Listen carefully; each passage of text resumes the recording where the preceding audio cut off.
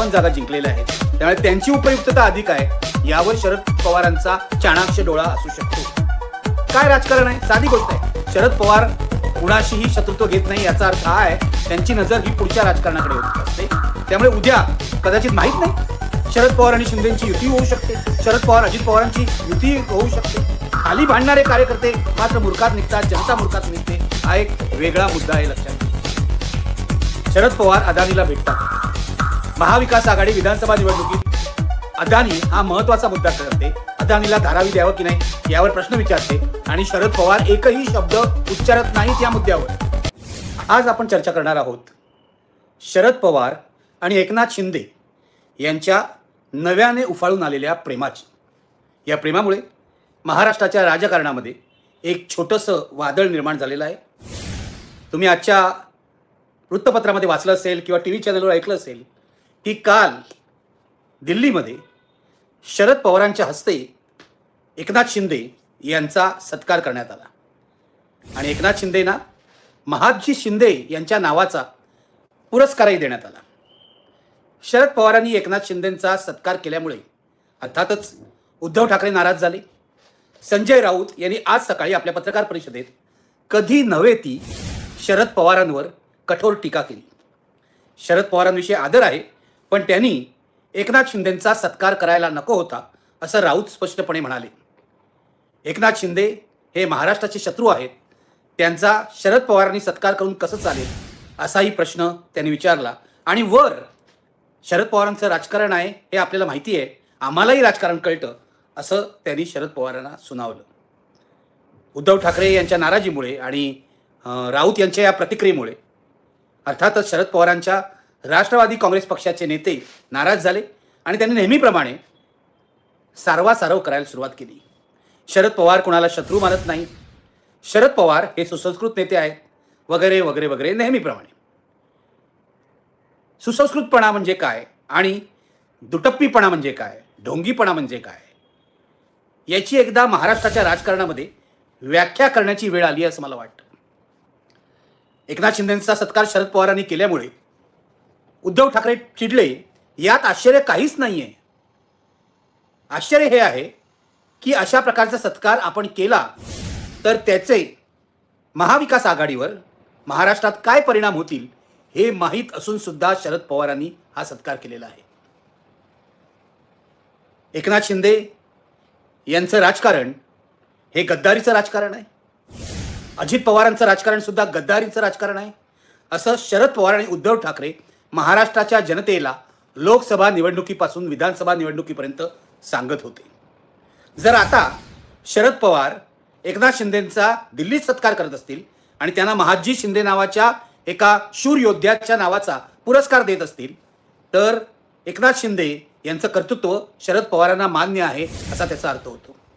मग एकनाथ शिंदे यांच्या गद्दारीचं काय? जर शरद पवारांनी एकनाथ शिंदेना माफ केलं असेल आणि मोठ्या मनाने त्यांचा सत्कार केला असेल तर असंच ते अजित पवारांच्या बाबतीत करणार आहेत का? असाच ते अजित पवारांना सुद्धा पुरस्कार देणार आहेत का? अजित पवारांना सुद्धा सत्कार करणार आहेत का? हा प्रश्न निर्माण होतो. धक्का बसलाय तो महाराष्ट्रातल्या जनतेला हे लक्षात घ्या. उद्धव ठाकरेंना संजय राऊतना काय वाटतंय याहीपेक्षा महत्त्वाचं आहे की महाराष्ट्रातल्या जनतेला धक्का बसलेला आहे आणि पुन्हा एकदा शरद पवारांच्या विश्वासार्हतेचा प्रश्न निर्माण झालेला आहे. ज्या माणसांनी शिवसेना फोडली भारतीय जनता पक्षाच्या मदतीने, पैशाचं राजकारण केलं, गेली 2.5 वर्ष जनविरोधी कारभार केला असं शरद पवार म्हणत होते आणि त्यांच्या पाठोपाठ अजित पवारांनी शरद पवारांचा पक्ष फोडलेला आहे.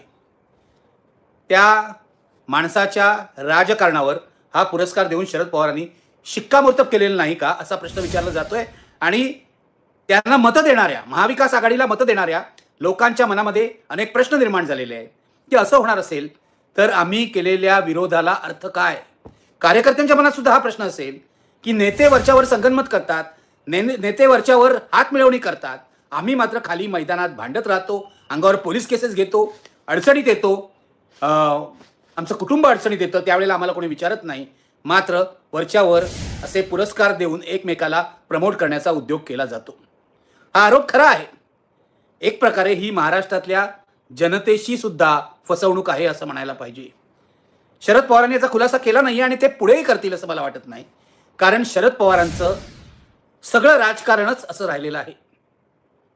ते जेव्हा म्हणतात मला कुणाविषयी शत्रुत्व नाही, तेव्हा त्यांनी सगळे दरवाजे उघडे ठेवलेले असतात. 2019ला त्यांनी उद्धव ठाकरेंसाठी आपला दरवाजा उघडा ठेवला होता. किंबहुना भारतीय जनता पक्ष आणि उद्धव ठाकरे यांच्यामध्ये मतभेद झाले, ही त्यांच्यासाठी संधी होती. त्यामुळे भाजपपासून उद्धव ठाकरेंना बाजूला करून महाराष्ट्रामध्ये महाविकास आघाडीचं सरकार त्यांनी आणलं होतं. आता उद्धव ठाकरेंची उपयुक्तता कमी झालेली आहे. शिंदेनी किती नाही झालं तरी गेल्या विधानसभा निवडणुकीत 57 जागा जिंकलेल्या आहेत. त्यामुळे त्यांची उपयुक्तता अधिक आहे. यावर शरद पवारांचा चाणाक्ष डोळा असू शकतो. काय राजकारण आहे? साधी गोष्ट आहे. शरद पवार कुणाशीही शत्रुत्व घेत नाही, याचा अर्थ हा आहे त्यांची नजर ही पुढच्या राजकारणाकडे असते. त्यामुळे उद्या कदाचित माहीत नाही, शरद पवार आणि शिंदेची युती होऊ शकते, शरद पवार अजित पवारांची युती होऊ शकते. खाली भांडणारे कार्यकर्ते मात्र मूर्खात निघतात, जनता मूर्खात निघते. हा एक वेगळा मुद्दा आहे, लक्षात घ्या. शरद पवार अदानीला भेटतात. महाविकास आघाडी विधानसभा निवडणुकीत अदानी हा महत्त्वाचा मुद्दा करते. अदानीला धारावी द्यावं की नाही यावर प्रश्न विचारते आणि शरद पवार एकही शब्द उच्चारत नाहीत या मुद्द्यावर. हे काय आहे? हे सुसंस्कृतपणाचं राजकारण आहे की संधी साधूपणाचं राजकारण आहे? याचं उत्तर जास्तीत द्यायला हवं. माझ्या मते हे संधी साधूपणाचं राजकारण आहे. कारण ते अदानीला भेटत असतात, अदानीशी संबंध ठेवतात. कारण अदानीच्या कंपन्यांकडून त्यांच्या संस्थांना देणगी मिळत असते, हे लक्षात घ्या. CSRच्या नावाखाली लाखो करोड रुपयाच्या देणग्या असतात. त्यामुळे त्यामध्ये हितसंबंध असतात आणि हे हितसंबंध शरद पवार जपत असतात. ते कोणतंही तात्विक राजकारण करत नाहीत, हे लक्षात घ्या. मला काही आश्चर्य नाही वाटलं शरद पवारांनी शिंदेचा सत्कार केला की तेव्हा. याचं कारण ज्या दिल्लीतल्या अखिल भारतीय मराठी साहित्य संमेलनाच्या निमित्ताने हा सत्कार झाला, हे संमेलन म्हणजे दलालांचा अड्डा आहे असा आरोप संजय राऊत यांनी केलेला आहे. या संमेलनाचे संयोजक आहेत संजय नहार. संजय नहार यांची सरहदी संस्था पुण्यामध्ये काश्मीरी मुलांसाठी शाळा चालवते, ती चांगलं काम करते. पण हा पुरस्कार शिंदे यांनी विकत घेतलेला आहे का अशी शंका यावी अशी जागा आहे, लक्षात ठेवा. याचं कारण वृत्तपत्रामध्ये जी बातमी आली आहे त्यामध्ये असं म्हटलेलं आहे की या पुरस्काराची 5 लाखांची रक्कम, यामध्ये स्वतःचे 5 लाख घालून असे 10 लाख रुपये शिंदे यांनी संजय नहार यांच्या सरहद या संस्थेला दिले. पुरस्कार विकत घेण्याची ही पद्धत आहे. 5 लाखाचा पुरस्कार आहे. आता हे 5 लाख रुपये कुठे दिले हा एक संशोधनाचा विषय आहे. पण त्यामध्ये स्वतःचे 5 लाख घालून एकनाथ शिंदे यांनी 10 लाख रुपये संयोजकांच्या संस्थेला दिले. ही काय वरकरणी सरळसोट वाटणारी गोष्ट आहे का? याचा तुम्ही विचार करा. राजकीय दलाली यालाच म्हणतात. मला दुःख होतं संजय नहार यांच्याबद्दल असं बोलावं लागतंय ते. पण पुरस्कार एकनाथ शिंदेना दिला, महाजी शिंदे यांच्या नावाचा, काही गरज नसताना, कोणतेही ओकेजन नसताना. शिंदे यांची प्रतिमा उंचावण्यासाठी हे घडवून आणण्यात आलं असं म्हणायला वाव आहे. साहित्य संमेलनात राजकारणी जेव्हा येतात आणि राजकारणात जेव्हा बोलवलं जातं, त्यांच्या मुलाखती जेव्हा घेतल्या जातात, तेव्हा त्या राजकारण्यांचं प्रमोशन करण्याचाच हेतू असतो. हल्ली लाचारांच्या फौजा वाढलेल्या आहे, ते लक्षात घ्या. त्यामुळे साहित्य संमेलनात साहित्य कमी आणि हुजरेगिरी जास्त असं झालेलं आहे. कोणतंही साहित्य संमेलन घ्या, विश्व साहित्य संमेलन असेल, अखिल भारतीय मराठी साहित्य संमेलन असेल किंवा कोणतंही साहित्य संमेलन, जिथे जिथे राजकारणी येतो व्यासपीठावर तिथे तिथे गडबड आहे, लक्षात घ्यायला पाहिजे. दिल्लीच्या साहित्य संमेलनात यापेक्षा काही वेगळं होणार नाहीये आणि त्याची सुरुवात अशा संजय राऊत यांच्या आरोपाप्रमाणे विकत घेतलेल्या पुरस्काराने झाली असेल तर ही अत्यंत लाजिरवाणी गोष्ट आहे. माझा मुद्दा असा आहे की शरद पवार यांच्यावर या निवडणुकीपूर्वी अजित पवार यांनी गंभीर आरोप केले होते. शरद पवारांना भाजपबरोबर जायचं होतं.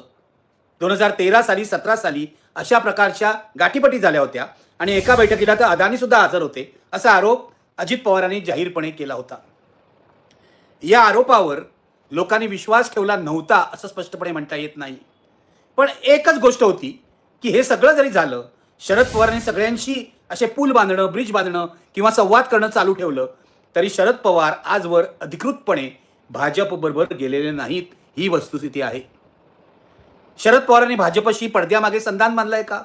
असू शकतं. शरद पवारांचं जे सुसंस्कृतपणाचं तथाकथित राजकारण आहे, मित्रत्वाचं राजकारण आहे, त्यामध्ये मोदींशी संधान बांधलेलं असू शकतं. मग मतदारांनी काय मानायचं की ही सगळी जी लढाई आहे महाराष्ट्रात झाली ही लुटुपुटीची लढाई होती का? ही लुटुपुटीची लढाई नव्हती, म्हणून मतदारांनी यावर विश्वास ठेवला. पण अशा प्रकारे शरद पवार जर तथाकथित राजकीय वैऱ्याच्या पलीकडे आपण जाऊ इच्छितो असं सांगून असं जर सोयीचं राजकारण करत असतील तर जनता त्यांच्यावर विश्वास ठेवणार नाही. हे मी पूर्वी म्हटलेलं आहे अदानीच्या बैठकीच्या वेळेला. अदानीला भेटून शरद पवार काय संदेश देऊ शकतायत हा प्रश्न मी पूर्वी विचारलेला आहे. आजही तो विचारतो की हे जे शिंदेचा सत्कार शरद पवारांनी केला आहे याचा अर्थ त्यांना शिंदेचं राजकारण मान्य आहे असा होतो का? आपण अशाच माणसाचा सत्कार करतो ना ज्याच्याविषयी आपल्याला आपुलकी आहे, ज्याच्या कार्याबद्दल आपल्याला आस्था आहे. मग शिंदेच्या कार्याबद्दल शरद पवारांना आस्था आहे का? शरद पवारांनी केवळ पुरस्कार नाही दिला, त्यांनी शिंदेची स्तुती केलेली आहे. ते असं म्हणतात आपल्या भाषणामध्ये की अलीकडच्या काळात नागरी समस्यांची सखोल समज असलेल्या नेत्यांमध्ये एकनाथ शिंदे यांचं नाव घेता येईल. शरद पवारांना काही विशेष ज्ञान दिसतंय की एकनाथ शिंदेना नागरी समस्यांची सखोल समज आहे. पण अगदी ठाण्याचं उदाहरण घेतलं आणि ज्या प्रकारे ठाण्याचा विकास होतोय किंवा महाराष्ट्रामध्ये विविध महानगरांचा विकास होतोय यावरून तरी शिंदेना नागरी समस्यांची जाण आहे असं काही दिसत नाही आहे. शिंदेना एक गोष्ट मात्र कळते की शहरामध्ये मोक्याचे भूखंड कोणते आहेत, हे भूखंड कोणत्या बिल्डरकडे जातात किंवा जायला हवेत, या भूखंडांवर कोणत्या बिल्डरचा डोळा आहे आणि कोणत्या बिल्डरशी संधान बांधलं पाहिजे हे शिंदेना नेमकं कळतं. या पलीकडे नागरी समस्यांची जाण म्हणजे काय यावरही शरद पवारांसारख्या अनुभवी नेत्यांनी, ज्ञानी नेत्यांनी प्रकाश टाकला पाहिजे. नाहीतर महाराष्ट्रात एकेकाळी भूखंडांचं शिखंड गाजलं होतं, त्याचीच पुन्हा आवृत्ती निघू शकते, हे लक्षात घ्या. शिंदे यांचं कर्तृत्व काय आहे तर पहिली गोष्ट म्हणजे भाजपच्या मदतीने शिवसेना फोडली.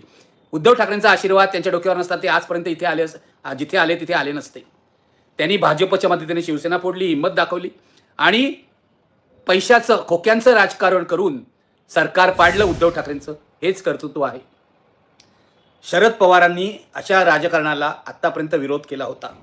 हा विरोध या विधानसभा निवडणुकीनंतर संपलाय का याचं उत्तरही शरद पवारांनी द्यायला हवं. माझा शेवटचा मुद्दा इतकाच आहे की या सगळ्या पार्श्वभूमीवर महाविकास आघाडीचं भवितव्य काय याचं कारण शरद पवार जर एकनाथ शिंदेचा सत्कार करायला लागले, उद्या अजित पवारांचा सत्कार करायला लागले आपल्या ज्येष्ठत्वाचा फायदा घेऊन, कारण त्यांना तर कोणी प्रश्न विचारू शकत नाही. प्रश्न विचारलं तर त्यांचे लोक म्हणणार नाही नाही पवार साहेब इतके ज्येष्ठ आहेत, ते मनाने मोठे आहेत. त्यांनी तर मोदींकडनं पद्मविभूषण सुद्धा घेतलेलं आहे आणि मोदींनी त्यांना दिलेलं आहे. जेव्हा टिळक पुरस्कारासाठी मोदी लागतात तेव्हा त्यांना निमंत्रण घेऊन शरद पवार जातात. अखिल भारतीय मराठी साहित्य संमेलनाचे उद्घाटक म्हणून मोदींना बोलवायचं असेल तर तिथेही शरद पवार जातात. त्यामुळे संबंध जपणारा नेता ही आपली जी प्रतिमा आहे ती शरद पवार कायम जपत असतात. पण हे संबंध जपून पुढे काय होतं, पुढे कोणते हितसंबंध तयार होतात याकडे सुद्धा लक्ष ठेवणं आवश्यक आहे. मी बोलत होतो ते महाविकास आघाडीचं भवितव्य. महाविकास आघाडी महाराष्ट्रामध्ये यापुढे टिकेल असं मला काय वाटत नाही. उद्धव ठाकरे पुन्हा एकदा नाराज झालेले आहेत. मागेही ते शरद पवारांवर नाराज झाले होते, कारण त्यांनी जेव्हा राजीनामा दिला त्या राजीनाम्याबद्दल शरद पवारांनी फारसं काही बरं आपल्या आत्मकथनात लिहिलं नव्हतं. आताही उद्धव ठाकरे शरद पवारांवर नाराज झालेले आहेत. काँग्रेसचे लोक तर कुठे आहेत हेच कळायला मार्ग नाही आहे. गेल्या 2 महिन्यामध्ये महाविकास आघाडीची एकही बैठक झालेली नाही आहे. महाविकास आघाडीच्या मतदारांमध्ये आपली फसवणूक झाल्याची भावना झालेली आहे. आणि अशा प्रकारे शरद पवार जर शिंदेचे सत्कार करत असतील तर मग महाविकास आघाडी हवीच कशाला? तुम्हीही भाजपला पाठिंबा द्या, तुम्हीही महायुतीमध्ये सामील व्हा असं मतदार म्हणाला तर त्यात काही आश्चर्य वाटायचं कारण नाही. माझ्या मते हे दुटप्पीपणाचं राजकारण आहे. त्याला कृपया सुसंस्कृतपणाचं नाव देऊ नका. हितसंबंध जोपासण्यासाठी, कामं करून घेण्यासाठी, पूर्वी गडकरी जसं अंजली दमानी यांना म्हणाले होते की शरद पवारांविरुद्ध मी काही करणार नाही कारण ते आमची 4 कामं करतात, आम्ही त्यांची 4 कामं करतो, तेव्हा शरद पवार सत्तेमध्ये होते. आता शरद पवार सत्तेमध्ये नाही आहेत, पण शरद पवारांनी शिंदेंबरोबरचे संबंध पद्धतशीरपणे बांधलेले आहेत आणि आता पुढच्या काळामध्ये त्यांना शिंदेंची अधिक गरज लागणार आहे. देवेंद्र फडणवीस आणि शरद पवारांचं काय नातं आहे अख्ख्या महाराष्ट्राला माहिती आहे. गरज लागेल तेव्हा ते शिंदेंकडे जाऊ शकतात. पुन्हा एक मराठा नेता हाही अँगल आहे. शिंदे वाढले, एक मराठा नेता वाढला तर त्यामध्येही शरद पवारांचा फायदा आहे, हे आपण विसरता कामा नये. तेव्हा शरद पवारांचं राजकारण हे पद्धतशीरपणे चालू असतं. आता महाविकास आघाडीची गरज संपलेली आहे हे शरद पवारांनी मान्य केलंय. महादजी शिंदे यांच्या नावाचा पुरस्कार त्यांनी दिलेला आहे एकनाथ शिंदेना. एकनाथ शिंदे म्हणतात की शरद पवारांनी मला कशी गुगली टाकलेलं नाहीये, असं एकनाथ शिंदेना वाटतं. हेच मोठं नवल आहे. याचं कारण शरद पवार कधी कुणाला कुठे गुगली टाकतील हे सांगता येत नाही. एकनाथ शिंदेना हा जो पुरस्कार शरद पवारांनी दिला आणि त्यांचा सत्कार केला, हा सुद्धा एक वेगळ्या प्रकारचा गुगली असू शकतो.